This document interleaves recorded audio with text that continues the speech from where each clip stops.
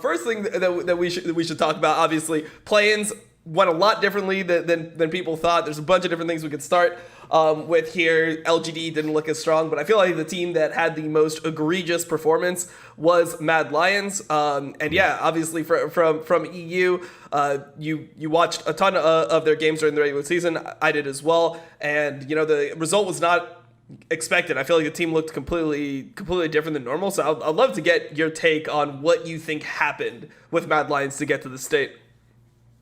I think the key piece of information that I missed was like when they started to become a hot commodity was when like they beat G2, but that was just at the time when everything just turned into online mode.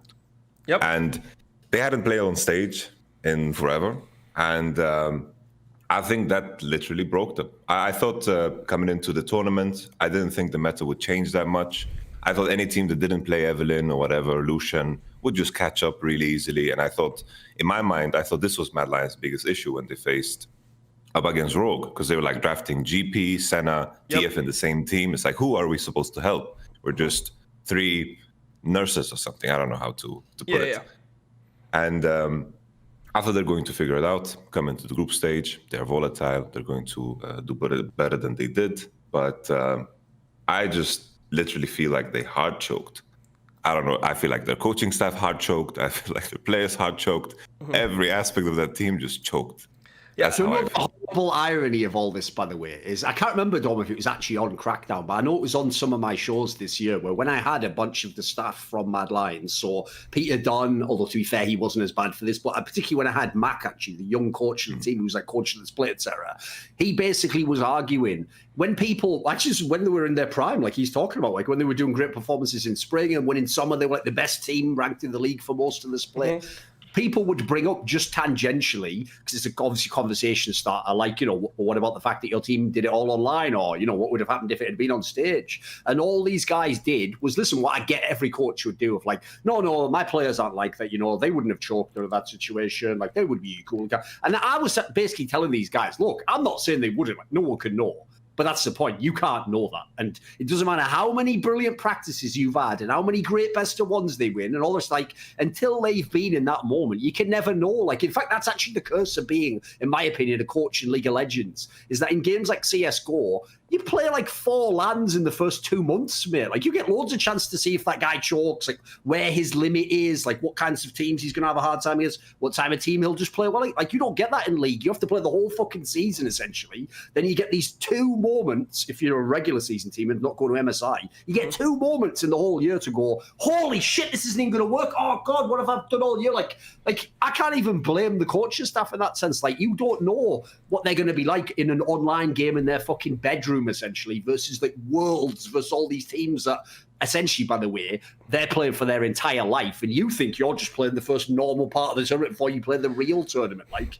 I could see a lot of teams and players failing in those circumstances. It's actually impressive that you get less breakdowns at Worlds, in my opinion. So this year, I know I wouldn't have picked Mad to be the team that did it necessarily, but it was almost primed for someone somewhere around the world. Yeah, it's a completely different experience. I mean, I feel like another problem that they had, besides for the mental game, which obviously something should be said about that. Boomed completely, yeah. They boomed for sure. I don't know if they are one of these teams that has a sports psychologist or if there was any mental prep going into it. If not, I feel like that's a huge area where they could invest and try to make the team better. But I think that also stylistically, they just came into Worlds with like the wrong mindset, right? Like, this team needed to just accept who they were earlier. And every single person that we had on this show from Mad Lions, we'd talk to them and we'd be like, hey man, like, the weakness of your team is that you play with a weak side top laner every game. Like, a Rome's just on a tank. And every single person would try to gaslight it into telling, like, no. Like, it's not that, like, he can't play carries. It's just that, like, we don't want him to play carries. And it's like, oh, really? So you tried playing carries and he was dominant on them, and then, at some point you were like, no, we don't want that from you. We don't need it. You're perfectly capable. We just don't want you to have this shit. Well, they tried to play fucking carries in the playing stage, and eventually they went back to like tanks plus Renekton, Mordekaiser, which are still in that, like, if you're a tank player, those are like the 2 carry champions you can play, because they're not really carries in the same sense of a Camille, GP, like any of those other champions. Jax, whatever it may be. And they started off in the group stage and they were playing some of these picks, and Arome on Camille is not even able, like, as a carry top laner, he cannot even match up to play in top laners. Mind you, Armud looks really fucking good, right? Like, he's a player who looks like he would be LEC level at least, but to me, it just feels like they didn't accept the type of team they were and like buckle down on that style. Whereas like when you see the teams that are having more success, for example, Team Liquid, it seems like they're more willing to accept their own identity. You didn't see Impact go out here try to like style on all these carry picks to prove to like other teams in the play-in stage, yo, we can actually play fucking carries. They just played the same way that they would if it was like Game 5 of a final in North America. They just were much more bought into their style, and I feel like that really harmed Mad Lions not being bought into the same style. I mean, Carzzy was on Senna a bunch of the games, which is pretty much the most utility-focused AD carry you can have. And the whole idea of Senna is like you play volatile topside, you put a Senna on your team, and the Senna can ult and assist and swing a lot of those really close fights. I just feel like just their idea towards the tournament and their idea of what their team actually was good at was super off in this tournament. What do you think about that, Yamato? I think, yeah. It just seemed like a situation where players or the team within the team, they just weren't honest with each other. Like, I made the contrast between my experience in Sandbox. For example, like if we were facing up against Genji, my bot lane wouldn't be sitting there like, we're going to destroy them, we're going to crash them, we're going to destroy them. Don't ban any AD carries. Like we were realistic about it. We could be having an honest conversation about it. And it feels like, you know, looking at how some of their staff members were talking, because people are saying like Arome, strong side doesn't exist, weak side, and like staff members have nothing to do with the competitors that came out like, this is not true, this is the meta, this is why Arome is like this, he's just tanking the ganks. It's like, guys, come on, who are you trying to delude here? Arome made Finn look good in a best of five. And Finn afterwards, you know, that's like the story of it. And like when they picked Renekton on fourth, like I think the whole world screamed out because it was so painfully obvious. Like I think anyone, even Twitch chat could get this correct, that, you know, Arome is not the player that should be put in this position. And I think the strong performance was Humanoid first, and then Carzzy second, and then Kaiser was every now and then showing up, even though their lane phase was very, very iffy on both sides.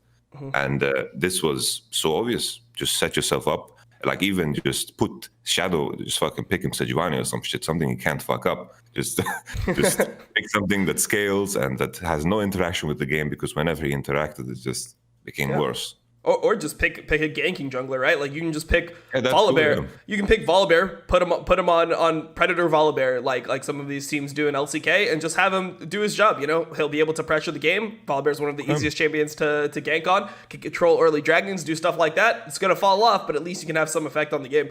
I feel like Shadow is the one who really choked here. Like he's the one that to me choked. I think Arome is just not that good. But to me, in the context of like expected performance, like put it this way, like you could have predicted, as you said, if you put Arome, especially like on picks like Renekton, but barely fucking do anything if you're not Chinese apparently anyway. Like in this scenario, I get it. Like that would, like actually, you could have made a prediction that he will do badly. But the idea that Shadow would be this bad is actually mental. Like I feel like we've got to resurrect that old topic that I actually made years and years ago, and I made it ironically when we get to later on this conversation. I made this concept for the fucking jungler Peanut because he was the ultimate example of it.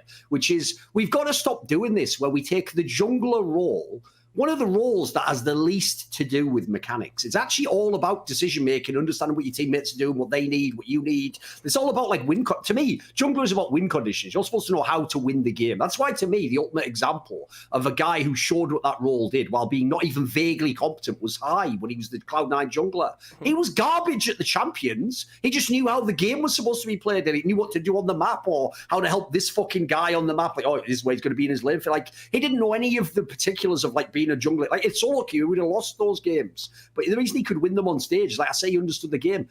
What we've got to stop doing is taking that role and saying, oh, actually, all that stuff, that's the 1%. That's not really important in the role. That role's just about doing flashy shit and having great mechanics and making highlight plays where you get all the kills in the team fight. It's like, it isn't. It's the other way around. That's the weird part. I mean, also, how about the fact that this guy is known as a Lee Sin one trick, right? Like everyone would say, I mean, I would have EU pros on my shows, right? And they would tell me, I would ask them, who is the best player on Mad Lions? Like, which player to you is the best individual player on Mad Lions, and they would say Shadow Lee Sin is the best player on Mad Lions. Not Shadow, just Shadow on Lee Sin would be the best player on that team, because like when he gets that pick, he's just able to completely dominate. And it wasn't super in the meta earlier when he was playing it either. It wasn't like, oh, Lee was really good and everyone needed to play it and he also had to play it, and he was just better than them simply on that pick. It seemed like what it was that he was so good at Lee Sin that he could play it into literally anything. Like, you could pick Graves, you could pick Nidalee, you could pick these champions that are supposed to outclear, get advantages,